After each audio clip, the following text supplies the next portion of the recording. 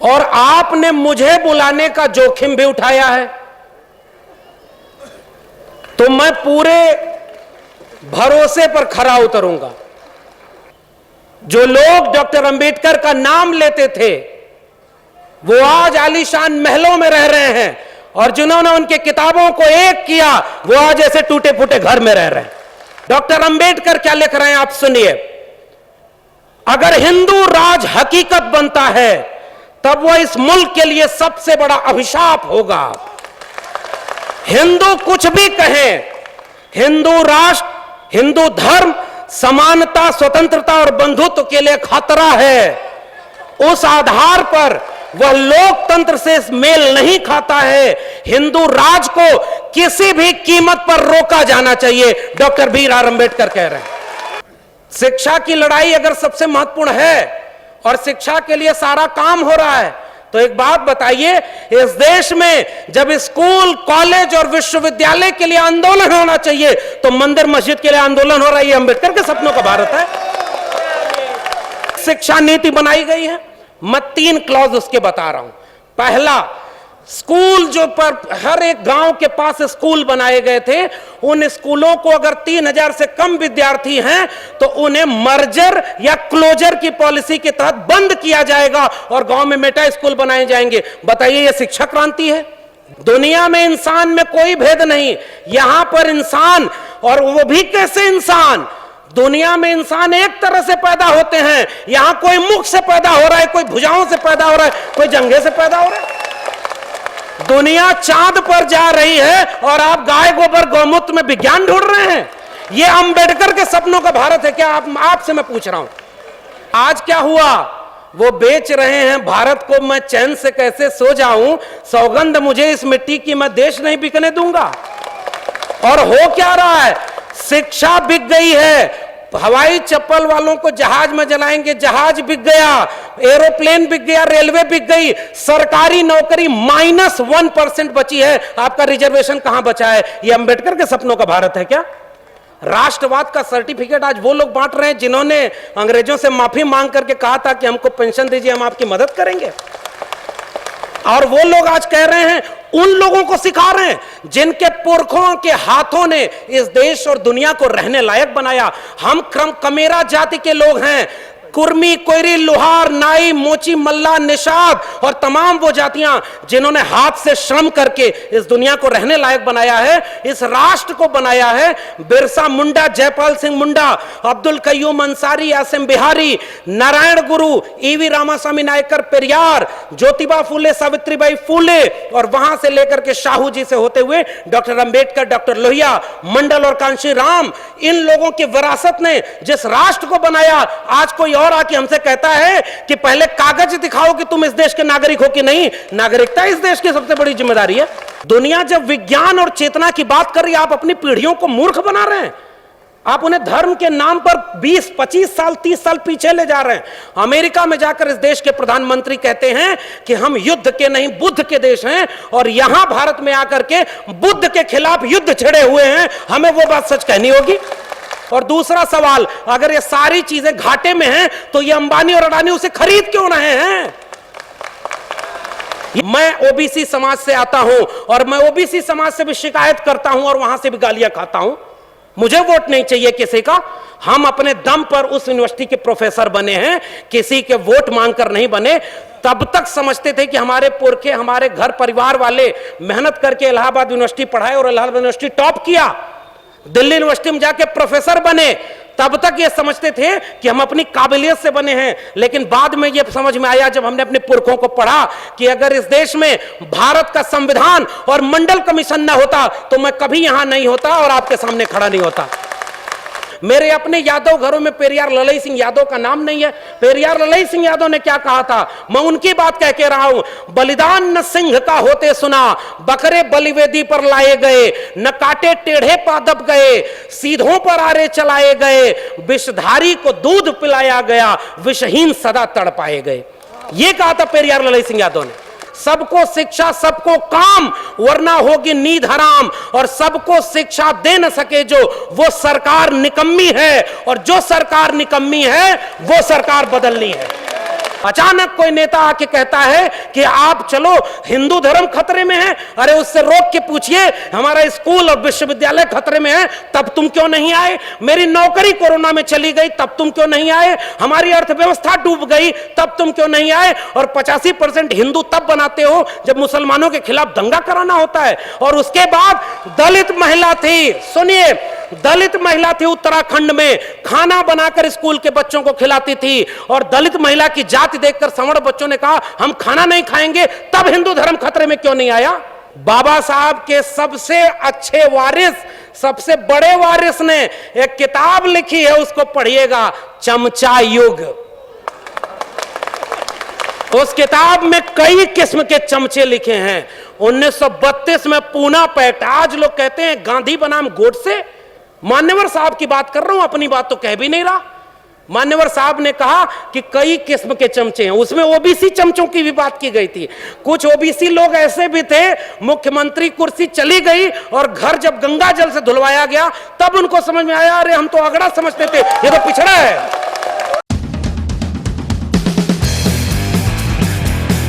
बदलो तो किनारे खुद पे खुद बदल जाते हैं। सम्मानित लक्ष्मण यादव जी, असिस्टेंट प्रोफेसर दिल्ली विश्वविद्यालय, उनका जोरदार तालियों के साथ एक बार हार्दिक अभिनंदन, स्वागत और सम्मान। Thank you. बहुत बहुत शुक्रिया संचालक महोदय। इस डॉक्टर अंबेडकर स्मृति सेमिनार और इसके आयोजक धम्मभूमि अलीगढ़ और समता सैनिक दल अलीगढ़ के सभी आयोजकों का आभार। सम्मानित मंच, आज अलीगढ़ महोत्सव के इस प्रांगण में डॉक्टर अंबेडकर स्मृति सेमिनार का आयोजन और इसके शुरुआत में एक गीत का आना कि शोषित मानवता का प्यार, खोया हुआ तेरा अधिकार, बाबा भीम की बदौलत मिला तुझे। मुझे लगता है कि इस तरह की आत्म स्वीकृति हमारे पूर्व के वक्ताओं ने भी यहां पर रखी कि आज जो कुछ भी है हम, उसमें हमारे पुरखों की एक बहुत बड़ी भूमिका है। और इस भूमिका के साथ आज का जो विषय इस पूरे आयोजन का रखा गया है कि डॉक्टर अंबेडकर के सपनों का जो भारत है, सामाजिक न्याय का जो भारत है, उसे कैसे बनाया जाए और उसमें बुद्धिजीवियों की क्या भूमिका हो सकती है, इस बात में हमें अपनी बात कहनी है। और आपने मुझे बुलाने का जोखिम भी उठाया है, तो मैं पूरे भरोसे पर खरा उतरूंगा, क्योंकि न तो अभी मैं किसी पार्टी का विधायक हूं, न सांसद हूं, और न मुझे आपका वोट चाहिए। यह एक वैचारिक आयोजन है, क्योंकि आपने डॉक्टर अंबेडकर से लेकर के तथागत बुद्ध का नाम लिया है, इसलिए यहां से सच बोलना बहुत जरूरी है। और आपके विषय पर पहली मेरी बात यही है कि बुद्धिजीवियों की आज सबसे बड़ी भूमिका क्या है। पहली बात तो यह कि मैं अपने को कोई बुद्धिजीवी नहीं मान रहा, अभी तो हम सीख रहे हैं। मैं उस जमीन पर हूं जहां अभी आज अलीगढ़ में हम अनंतराव अकेला साहब से मिलकर आए और मान्यवर कांशीराम का संग्रह लेकर आए कि डॉक्टर अंबेडकर ने जितना जो बात कही थी, मान्यवर कांशीराम ने, डॉक्टर अंबेडकर ने किताबों को जोड़ा, मैंने लोगों को जोड़ा है। उनके साथी से ये ऊर्जा लेकर आया, उनका घर देख करके आया जिस घर में वो रह रहे हैं, और उनकी पीड़ा भी सुन करके आया। जो लोग डॉक्टर अंबेडकर का नाम लेते थे वो आज आलीशान महलों में रह रहे हैं, और जिन्होंने उनके किताबों को एक किया वो आज ऐसे टूटे फूटे घर में रह रहे हैं। इसलिए जरूरत इस बात की है कि आप कहीं उस रास्ते तो नहीं जा रहे कि जैसे देवी देवता का नाम लेकर के राजनीति हो, माला पहनाया जाए, आप वहां पर डॉक्टर अंबेडकर को रख देंगे, तथागत बुद्ध को रख देंगे, तो हमारे जैसे लोग उसके खिलाफ खड़े होंगे, पहली बात।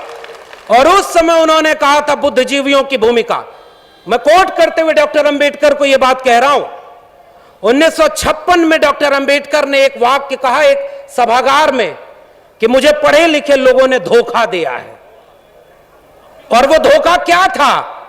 वो हमारे जैसे लोगों ने धोखा दिया, हम उन्हें धोखा दे रहे हैं। मैं अपने को शामिल करके ये बात बोल रहा हूं, हम माहौल बदला है तो डॉक्टर अंबेडकर के बिना अब किसी का काम नहीं चल पा रहा है। सब नाम ले रहे हैं डॉक्टर अंबेडकर का, और वो लोग भी नाम ले रहे हैं जो अपना सारा काम डॉक्टर अंबेडकर के खिलाफ कर रहे हैं। इस खतरे से बचना जरूरी है। मैं कोट पढ़ रहा हूं, 1940 में, किताब का नाम है पाकिस्तान और the partition of India. Doctor Ambedkar क्या लिख रहे हैं आप सुनिए, अगर हिंदू राज हकीकत बनता है तब वह इस मुल्क के लिए सबसे बड़ा अभिशाप होगा। हिंदू कुछ भी कहें, हिंदू राष्ट्र, हिंदू धर्म समानता, स्वतंत्रता और बंधुत्व के लिए खतरा है। उस आधार पर वह लोकतंत्र से मेल नहीं खाता है। हिंदू राज को किसी भी कीमत पर रोका जाना चाहिए, डॉक्टर भीमराव अंबेडकर कह रहे हैं। इसलिए मैं इस मंच का इस्तेमाल केवल अपने विषय के लिए कर रहा हूं। आपने मुझे विषय दिया है कि बुद्धिजीवियों की भूमिका क्या होगी, तो बुद्धिजीवियों की भूमिका यह होगी कि आंख में आंख डाल करके वह सच कहा जाए जो वक्त में कहने पर जेल में भेजा जा रहा है। दूसरी बात, डॉक्टर अंबेडकर के सपनों का भारत कैसे बनेगा? आप ये कहेंगे कि हमने उनकी मूर्ति बनवा दी, उनका आवास जो पुराना आवास था उसको बना दिया, हम आपको धन्यवाद कहेंगे। फिर आपसे पूछेंगे कि डॉक्टर अंबेडकर के सपनों के भारत में क्या था? आप कह रहे हैं शिक्षा थी। तमाम नेता लोग हैं, मैं किसी का नाम नहीं लूंगा, बुद्धिजीवी इशारों में बात करता है। हम किसी व्यक्ति और नेता को इतना महत्व क्यों दें कि उसका नाम लेने की जरूरत पड़े? अब मैं आपसे सवाल पूछ रहा हूं, डॉक्टर अंबेडकर, बिरसा, फूले, पेरियार, यहां से लेकर तथागत बुद्ध तक सबसे महत्वपूर्ण लड़ाई कौन सी थी? शिक्षा की। आपने भी कहा शिक्षा की लड़ाई अगर सबसे महत्वपूर्ण है और शिक्षा के लिए सारा काम हो रहा है, तो एक बात बताइए, इस देश में जब स्कूल, कॉलेज और विश्वविद्यालय के लिए आंदोलन होना चाहिए तो मंदिर मस्जिद के लिए आंदोलन हो रहा है। ये अंबेडकर के सपनों का भारत है। कितने नए विश्वविद्यालय और स्कूल बने? मैं विश्वविद्यालय में पढ़ा रहा हूं, दिल्ली विश्वविद्यालय में, आज तक अभी टेम्परेरी प्रोफेसर हूं, और मुझे इस बात की चिंता नहीं है कि सच बोलने पर आप मुझे क्या करेंगे। अरे मैं आपकी तारीफ करता तो मुझे आज एसोसिएट प्रोफेसर बना देते, लेकिन मुझे पता है कि आपसे अगर इतनी मदद ले लूंगा तो वही बोलना पड़ेगा जो इस मंच से मजबूरी में बोलना पड़ता है, इसलिए सच बोलूंगा। अब मैं आपको तथ्य दे रहा हूं। पहली चुनौती आज के नौजवानों की, नई शिक्षा नीति बनाई गई है, मैं 3 क्लॉज उसके बता रहा हूं। पहला, स्कूल जो पर हर एक गांव के पास स्कूल बनाए गए थे, उन स्कूलों को अगर 3000 से कम विद्यार्थी हैं तो उन्हें मर्जर या क्लोजर की पॉलिसी के तहत बंद किया जाएगा और गांव में मेटा स्कूल बनाए जाएंगे। बताइए, यह शिक्षा क्रांति है। दूसरी बात, 45,000 डिग्री कॉलेज इस समय इस देश में आज हैं। नई शिक्षा नीति 2020 कह रही है कि 20 साल में 45,000 डिग्री कॉलेज को क्लोजर और मर्जर के जरिए 15,000 डिग्री कॉलेज पर लाया जाएगा। उनके 3 ग्रेड बनाए जाएंगे। इस देश में वर्ण व्यवस्था बनाई गई थी। दुनिया में इंसान में कोई भेद नहीं, यहां पर इंसान, और वो भी कैसे इंसान, दुनिया में इंसान एक तरह से पैदा होते हैं, यहां कोई मुख से पैदा हो रहा है, कोई भुजाओं से पैदा हो रहा है, कोई जंघे से पैदा हो रहा है। दुनिया चांद पर जा रही है और आप गाय गोबर गौमूत्र में विज्ञान ढूंढ रहे हैं। यह अंबेडकर के सपनों का भारत है क्या? आपसे मैं पूछ रहा हूं, यह अंबेडकर के सपनों का भारत है क्या? यह बुद्धा, फूले, पेरियार के सपनों का भारत है क्या? नई शिक्षा नीति में क्या लिखा गया है, क्लॉज पढ़ के बता रहा हूं। उन सब में ग्रेडेड ऑटोनॉमी दी गई है। उसका आसान भाषा में समझिए। ग्रेडेड ऑटोनॉमी का मतलब है 3 ग्रेड के यूनिवर्सिटीज आपके देश में चलेंगे, डिग्री कॉलेज से लेके यूनिवर्सिटीज। सी ग्रेड के यूनिवर्सिटी जैसे गवर्नमेंट फंड देगी, और उसमें गवर्नमेंट फंड देगी लेकिन कोई भी स्किल डेवलपमेंट का कोई प्रोग्राम नहीं चलेगा, और उस इंस्टीट्यूट के ऊपर यह प्रेशर रहेगा कि वो अगले नैक नेशनल एकेडमिक एश्योरेंस जो कमेटी है उसके नैक के रिपोर्ट के पहले वो ग्रेड को मॉडिफाई करके बी ग्रेड में जाए। बी ग्रेड में जो सिलेबस जो दिया जाएगा वह आधा गवर्नमेंट पैसा देगी और आधा इंस्टीट्यूट को अपने जनरेट करना होगा। और ए ग्रेड की यूनिवर्सिटी वो यूनिवर्सिटी होगी जिसको एक भी रुपया सरकार नहीं देगी, सेल्फ फाइनेंस कोर्सेज चलेंगे और ग्रेडेड ऑटोनॉमी और बोर्ड ऑफ गवर्नर्स के जरिए उनका पूरा काम चलेगा। अब मैं आपसे सवाल पूछता हूं, जहां सबसे कम स्किल और सबसे कम पैसा रहेगा वहां क्या दलित पिछड़े आदिवासी पढ़ने जाएंगे? आपके घर के बच्चे पढ़ने जाएंगे? आपके घर के बच्चे वहां जा पाएंगे? और जहां फीस अगर 1 लाख रुपए हो जाए तो वहां कितने दलित पिछड़े आदिवासी जाएंगे? नई शिक्षा नीति के नाम पर इस देश में स्कूल से लेकर के विश्वविद्यालयों तक अंबानी और अडानी के हाथों बेच दिया गया है। क्या यह अंबेडकर के सपनों का भारत है क्या? और यह बात आप कह रहे हैं कि हमने क्रांति कर दी। किस बात की क्रांति? कितने नए स्कूल खुले, कितने नए। अब तीसरी बात, इस देश में मैं दिल्ली में रहता हूं, अशोका, गलगोटिया और MIT university, lovely professional university खुली है। वो सारी प्राइवेट यूनिवर्सिटी हैं। किसी एक में रिजर्वेशन लागू है क्या? नहीं है ना। रिजर्वेशन अभी मुख्यमंत्री जी, पूर्व मुख्यमंत्री जी बोल रहे थे, एक समय जब रिजर्वेशन लागू हुआ तो 50 to 60% गवर्नमेंट जॉब हुआ करती थी, तब आपको आरक्षण का लाभ मिलता था। आज क्या हुआ? वो बेच रहे हैं भारत को मैं चैन से कैसे सो जाऊं, सौगंध मुझे इस मिट्टी की, मैं देश नहीं बिकने दूंगा। और हो क्या रहा है? शिक्षा बिक गई है।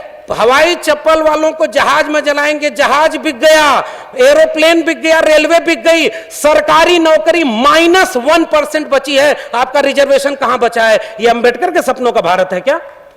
यह मेरा सवाल है आपसे। तीसरी बात, जो शिक्षा और रोजगार, 2 बात हमने कर लिया। अब आइए स्वास्थ्य पर। इस देश में खांसी, जुकाम, नजला से कोई मर जाए तो यह राष्ट्र किस बात का राष्ट्र है? डॉक्टर अंबेडकर ने 26 नवंबर 1949 को संविधान सभा की आखिरी बैठक में यह बात कही थी कि इस देश में सबको राजनीतिक बराबरी दे दी गई। हमने एक व्यक्ति एक वोट का अधिकार दे दिया है, लेकिन अगर इस देश में सामाजिक और आर्थिक गैर बराबरी दूर नहीं हुई तो यह राजनीतिक बराबरी का कोई मतलब नहीं। यह संविधान अगर इसे लागू करने वाले लोग अच्छे नहीं हुए तो कागजों का पुलिंदा है और मैं सबसे पहले इसे जलाऊंगा। आज उस संविधान के आधार पर आपको क्या मिला? रिजर्वेशन। आपको क्या मिला? 90 के बाद तो पहली बार आपके हायर एजुकेशन में रिजर्वेशन लागू हुआ। 1997 में शेड्यूल कास्ट और शेड्यूल ट्राइब को हायर एजुकेशन में रिजर्वेशन मिला। 2006 में मंडल की दूसरी अनुशंसा लागू होने के बाद हायर एजुकेशन में ओबीसी को रिजर्वेशन मिला। और 2018 तक आते आते आपसे दलित पिछड़े आदिवासी हायर एजुकेशन में बर्दाश्त नहीं हुए और आपने 13 पॉइंट रोस्टर ले आया। 13 पॉइंट रोस्टर क्या अंबेडकर के सपनों का भारत का रोस्टर था क्या? यह सवाल मेरा आपसे। यह हायर एजुकेशन का संकट है आपके सामने। इस देश में पिछली बार 2 अप्रैल 2018 को इस देश के दलित, पिछड़े, आदिवासी, पसमानदा लोग मुट्ठी बांध करके इस देश की सड़कों पर क्यों उतरे थे? क्योंकि उनके SC ST atrocity prevention act से छेड़खानी की गई थी। तब आप सड़कों पर उतर करके उनको झुकने को मजबूर किए। दूसरी बार 13 पॉइंट रोस्टर इसलिए लाया गया था 5 मार्च 2018 को। पहली बार मैंने RTI लगाई है।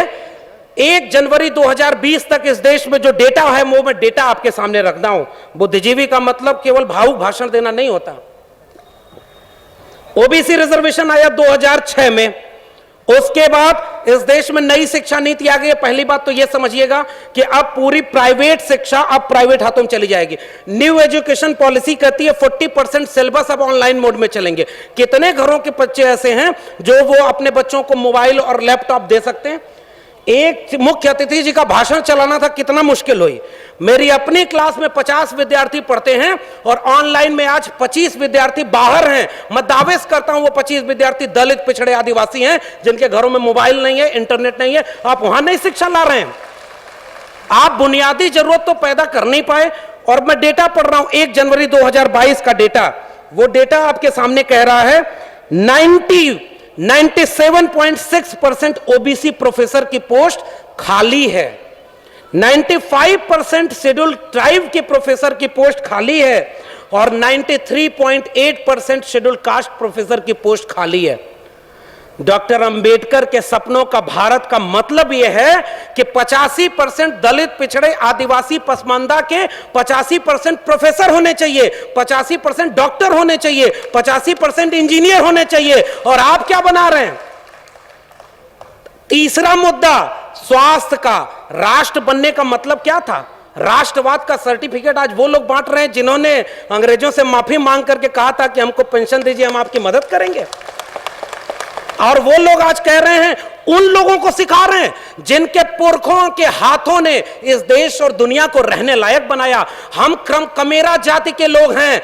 कुर्मी, कोयरी, लोहार, नाई, मोची, मल्ला, निषाद और तमाम वो जातियां जिन्होंने हाथ से श्रम करके इस दुनिया को रहने लायक बनाया है, इस राष्ट्र को बनाया है। बिरसा मुंडा, जयपाल सिंह मुंडा, अब्दुल कयूम अंसारी, आसिम बिहारी, नारायण गुरु, ईवी रामास्वामी नायकर पेरियार, ज्योतिबा फूले, सावित्रीबाई फूले और वहां से लेकर के शाहू जी से होते हुए डॉक्टर अंबेडकर, डॉक्टर लोहिया, मंडल और कांशी राम, इन लोगों की विरासत ने जिस राष्ट्र को बनाया, आज कोई और आके हमसे कहता है कि पहले कागज दिखाओ कि तुम इस देश के नागरिक हो कि नहीं। नागरिकता इस देश की सबसे बड़ी जिम्मेदारी है। आपके अपने जिले में भी एक मंदिर के नाम पर दंगा कराने वाले लोगों को पहचानिएगा और उन संगठनों को पहचानिएगा जो धर्म के नाम पर हैं। उनसे पूछिए कि आपकी शिक्षा और रोजगार के लिए कितना आंदोलन किए, कितना आंदोलन हुआ आपके शिक्षा और रोजगार के लिए। मैं विश्वविद्यालय से हूं इसलिए सच बोल रहा हूं। आखिरी बात, स्वास्थ्य व्यवस्था उस राष्ट्र की सबसे बड़ी जरूरत थी ना। पहले के जमाने में कहा जाता था कि 3 चीजें एक जिंदगी की सबसे बड़ी जरूरत हैं, रोटी, कपड़ा, मकान। इंसान होने की सबसे बड़ी जरूरत क्या है? हमारे पुरखों ने आत्मसम्मान आंदोलन चलाया।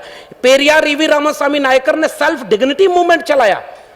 उसके बाद डॉक्टर अंबेडकर ने कहा आत्मसम्मान से जीना, जिंदगी लंबी नहीं बड़ी होनी चाहिए। और ऐसे पुरखों के वारिसों को कहा जा रहा है कि अपने आत्मसम्मान से समझौता कर लो, क्योंकि हमने डॉक्टर अंबेडकर की लंबी सी मूर्ति बना दी है और उसमें माला चढ़ा रहे हैं। स्वास्थ्य व्यवस्था, आखिरी बात कहकर के आपसे विदा लूंगा। कोरोना आया, दुनिया जब कोविड से लड़ रही थी, हमारे यहां कहा जा रहा था गोबर ले लो, गौमूत्र पी लो, कोरोना दूर हो जाएगा। मैं एक सवाल पूछता हूं, आप जिस धर्म की किताबों के नाम पर नफरत फैलाते हैं, आप जाइए और अमेरिका में बोलिए कि हमारे यहां कुछ लोग ये बात कहते हैं कि महाभारत काल में इंटरनेट था, हम नाली के गैस से चाय बनाते थे। दुनिया जब विज्ञान और चेतना की बात कर रही है, आप अपनी पीढ़ियों को मूर्ख बना रहे हैं। आप उन्हें धर्म के नाम पर 20, 25 साल, 30 साल पीछे ले जा रहे हैं। अमेरिका में जाकर इस देश के प्रधानमंत्री कहते हैं कि हम युद्ध के नहीं बुद्ध के देश हैं, और यहां भारत में आकर के बुद्ध के खिलाफ युद्ध छिड़े हुए हैं। हमें वो बात सच कहनी होगी। और उस समय जो दुनिया में क्या हो रहा था, दुनिया कोविड से लड़ रही थी। आपके सामने जो दूसरा सबसे बड़ा खतरा है, वही इशारा करके जा रहा हूं। आपके सारे public funded education, public funded sector, Ambani और अडानी जो दोस्त चुनाव लड़वाते हैं ना, उनके हाथों बेच दिया गया है। आपके हाथ में कुछ बचा नहीं है। और वही बेचने के लिए आज कहा जा रहा है कि हम मौद्रीकरण कर रहे हैं। इस देश में यहां का मुख्यमंत्री दिल्ली में प्रचार कराता है, जिसके जेब में पैसा है वो अपना प्रचार कराते जाओ। कोविड आया, लाशें किस राज्य की नदी में तैरी थी? कौन सा धर्म इजाजत देता है कि दफना दो अपने लोगों को? और आखिरी सवाल, अगर सरकारी क्षेत्र के विश्वविद्यालय बेचे जाते हैं तो क्या कहा जाता है? प्रोडक्टिव नहीं है।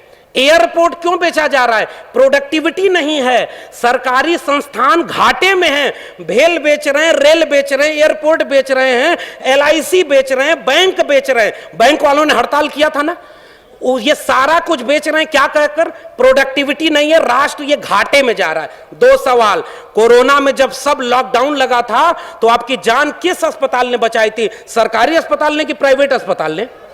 प्राइवेट अस्पताल तो बंद थे। सरकारी अस्पताल ने जान बचाई, तो जो प्रोडक्टिव नहीं है वो जान कैसे बचा रहा था? और दूसरा सवाल, अगर ये सारी चीजें घाटे में हैं तो ये अंबानी और अडानी उसे खरीद क्यों रहे हैं? ये सवाल है मेरा आपसे। आप जिसको कह रहे हैं ये घाटे में है, इसको बेच देना चाहिए, तो ये जो उद्योगपति जो मुनाफा कमाने के लिए आपके सर का बाल तक बेच दे, वो एक घाटे वाली कंपनी खरीदेगा क्या? हमारे पुरखों ने इस देश को बनाया है।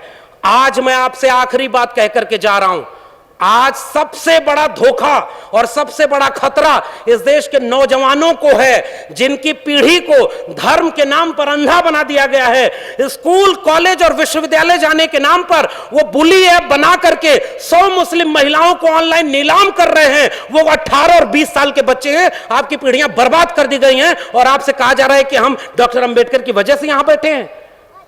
मैं कह के जा रहा हूं, जो आपके शिक्षा और रोजगार की ना न करे। मैं ओबीसी समाज से आता हूं और मैं ओबीसी समाज से भी शिकायत करता हूं और वहां से भी गालियां खाता हूं। मुझे वोट नहीं चाहिए किसी का। हम अपने दम पर उस यूनिवर्सिटी के प्रोफेसर बने हैं, किसी के वोट मांगकर नहीं बने। तब तक समझते थे कि हमारे पुरखे, हमारे घर परिवार वाले मेहनत करके इलाहाबाद यूनिवर्सिटी पढ़ाए और इलाहाबाद यूनिवर्सिटी टॉप किया, दिल्ली यूनिवर्सिटी में जाके प्रोफेसर बने। तब तक ये समझते थे कि हम अपनी काबिलियत से बने हैं। लेकिन बाद में ये समझ में आया, जब हमने अपने पुरखों को पढ़ा, कि अगर इस देश में भारत का संविधान और मंडल कमीशन ना होता तो मैं कभी यहां नहीं होता और आपके सामने खड़ा नहीं होता। तो जिस सीढ़ी से चलकर मैं आया हूं, वो सीढ़ी मेरी आंखों के सामने तोड़ी जा रही है। और मंच पर आकर के मैं आपसे तालियां बजवाने के लिए वो बात कहूं कि सब लोग खुश हो जाएं और कल को मुझे वाइस चांसलर बना दें, वो वाइस चांसलरी किस काम की है कि कल वापस जाके जब मेरे लोग मुझसे पूछेंगे मेरी नौकरी बर्बाद हो गई, शिक्षा बर्बाद हो गई, रोजगार बर्बाद हो गया, तुम उन लोगों के साथ बैठ करके कह रहे थे जय भीम जय मंडल। यह सबसे बड़ा खतरा है। उन लोगों को पहचानिए जो आपके वैचारिक दुश्मन हैं। मैं ओबीसी समाज से आता हूं और मैं ओबीसी समाज को एक शिकायत करता हूं। इस देश में ज्योतिबा फूले माली जाति से आते थे, ओबीसी थे। डॉक्टर अंबेडकर ने उन्हें अपना तीसरा गुरु बनाया था। शाहू जी महाराज ओबीसी जाति के थे। पेरियार चरवाहा समाज के थे। ओबीसी घरों में इनकी तस्वीरें नहीं है। शिवदयाल सिंह चौरसिया 1928 में बिहार में और उत्तर प्रदेश में आदि हिंदू सभा बनाए। और जब हिंदू लोगों ब्राह्मणों के पास गए और उनसे कहे कि मैंने आदि हिंदू सभा बनाया है, इसकी मेंबरशिप ले लो, तो ब्राह्मणों ने कहा हम हिंदू थोड़े ही हैं, हम तो आर्य हैं। तब चौरसिया साहब खड़े हुए और उन्होंने वो पर्चा फाड़ के कहा, जब तुम हिंदू हम तो ये समझते थे दोनों एक हैं, और जब तुम हिंदू नहीं तो हम भी हिंदू नहीं। और उन्होंने उसका नाम बदल कर कहा depressed classes league, backward classes league. 1948 में उसका लखनऊ में सेमिनार कराया और उसकी अध्यक्षता करने के लिए पेरियार और डॉक्टर अंबेडकर को बुलाया, तब जाके बहुजन एका बनी थी। बस खतरा यह है कि उन लोगों को पढ़ने नहीं दिया गया। पनवाड़ी घरों में शिवदयाल सिंह चौरसिया का नाम नहीं है। मेरे अपने यादव घरों में पेरियार ललई सिंह यादव का नाम नहीं है। पेरियार ललई सिंह यादव ने क्या कहा था, मैं उनकी बात कह के रहा हूं। बलिदान न सिंह का होते सुना, बकरे बलिवेदी पर लाए गए, न काटे टेढ़े पादप गए, सीधों पर आरे चलाए गए, विषधारी को दूध पिलाया गया, विषहीन सदा तड़पाए गए। ये कहा था पेरियार ललई सिंह यादव ने।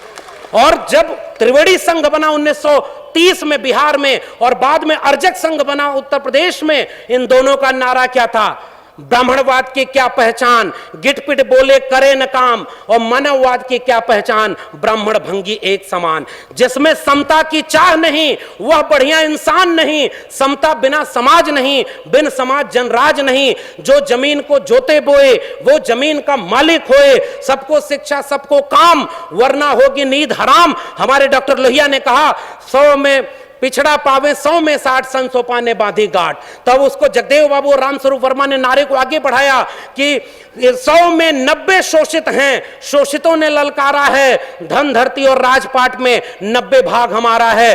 10 का शासन 90 पर नहीं चलेगा, नहीं चलेगा। जो जमीन को जोते बए वो जमीन का मालिक होए, और राष्ट्रपति हो या भंगी की संतान, सबको शिक्षा एक समान, सबको शिक्षा सबको काम, वरना होगी नींद हराम। और सबको शिक्षा दे न सके जो, वो सरकार निकम्मी है, और जो सरकार निकम्मी है वो सरकार बदलनी है।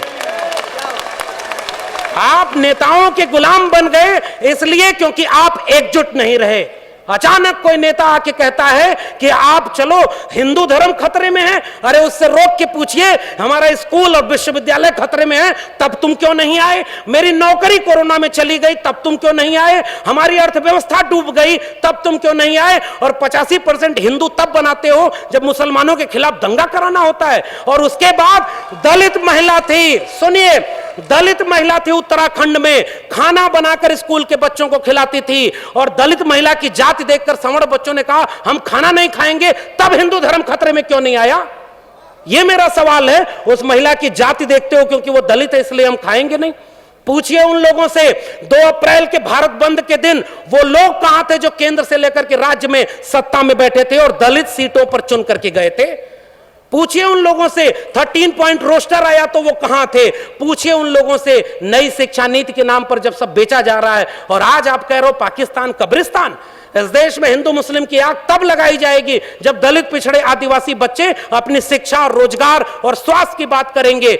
आज इस देश में एक दलित को राष्ट्रपति बना दिया गया और हाथरस में बेटी को पेट्रोल डाल के जला दिया, तब उस राष्ट्रपति की क्यों जय जवान खोली? यह सच पूछना जरूरी है। और आपने मुझे आमंत्रित करने का जोखिम लिया था, मैं अपना काम करके जा रहा हूं। आपने ये बात जो कही थी, ऐसे मंचों पर आप हमें नहीं भी बुलाएंगे तब भी भारत के संविधान और मंडल कमीशन ने एक नौकरी दे दी है, हम वहां गुजारा कर लेंगे, हमें आपका वोट नहीं चाहिए। लेकिन मैं चाहता हूं कि इस मंच से घर जाने के बाद ये महिलाएं और बच्चियां, ये नौजवान अपने घर में अपने बाबूजी से पूछें कि आप तो धर्म को बचाने गए थे, मेरी शिक्षा, मेरी रोजगार, मेरी नौकरी और मेरे देश को बेचने वालों के साथ क्यों खड़े थे? ये सवाल आपसे पीढ़ियां पूछेंगी।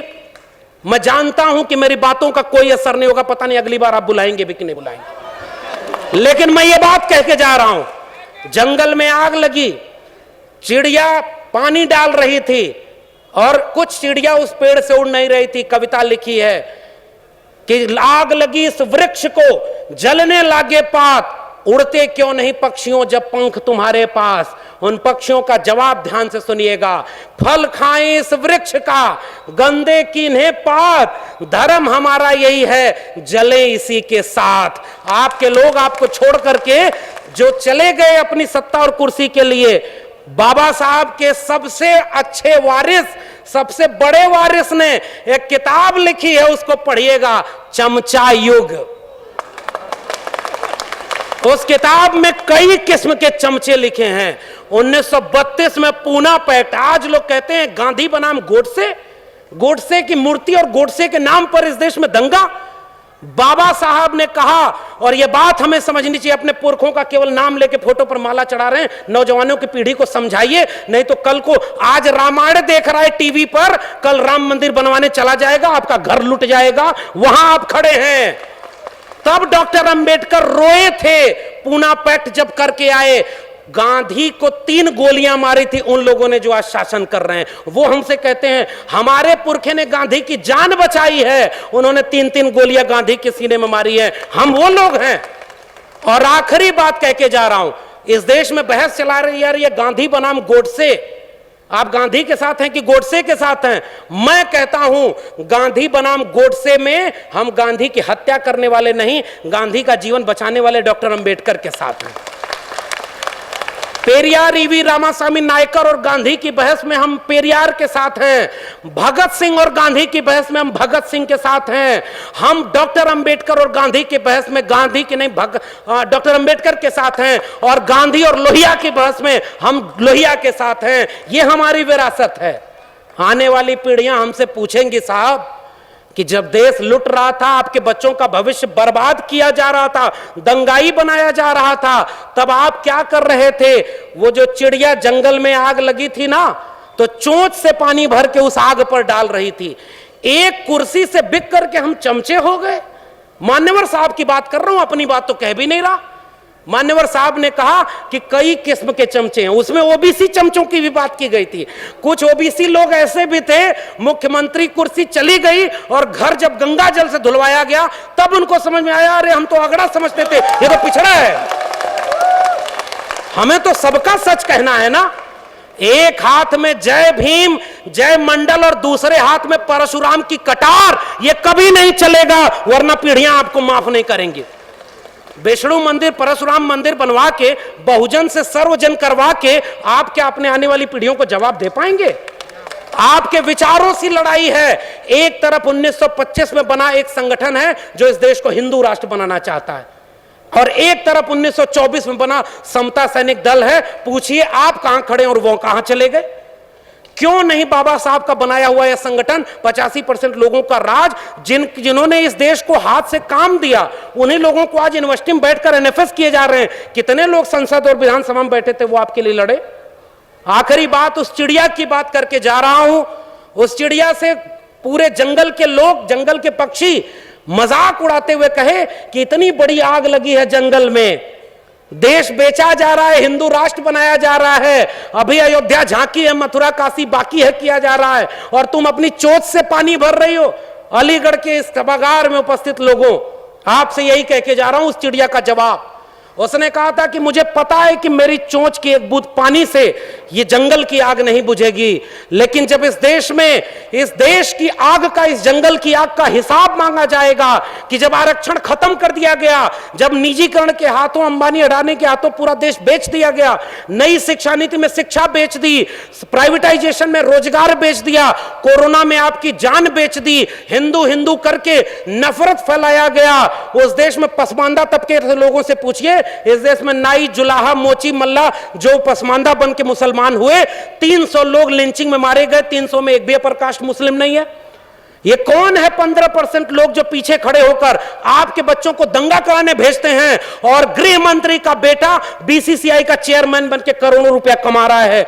आपके बेटे और उसके बेटे में यही फर्क है। तो वो चिड़िया, उसने यही बात कही थी कि मुझे पता है कि इस जंगल की आग से, मेरी चोंच के पानी से जंगल की आग नहीं बुझेगी, मगर इस आग का जब इतिहास लिखा जाएगा तो मेरा नाम आग लगाने वालों में नहीं, आग बुझाने वालों में शामिल होगा। जय भीम, जय मंडल, जय संविधान। एक मिनट आदरणीय प्रोफेसर साहब से आग्रह करूंगा, 1 सेकंड तकलीफ दूंगा प्रोफेसर साहब। थोड़ा एक बच्ची अभी आई है मेरे पास, इसका नाम है निशु गौतम। वो आपसे प्रभावित होकर वो बच्ची कुछ आपसे, इसका एक पारितोषिक कहिए या उसकी भावना कहिए। इसका नाम बेटा निशु, वो आपको सम्मान स्वरूप कुछ भेंट करना चाहती है, कृपया भेंट करना। नहीं बच्ची है निशु, नहीं वो नहीं, वो पिताजी की तरफ से, वो बच्ची, पिताजी इनके खड़े हैं, वो उसका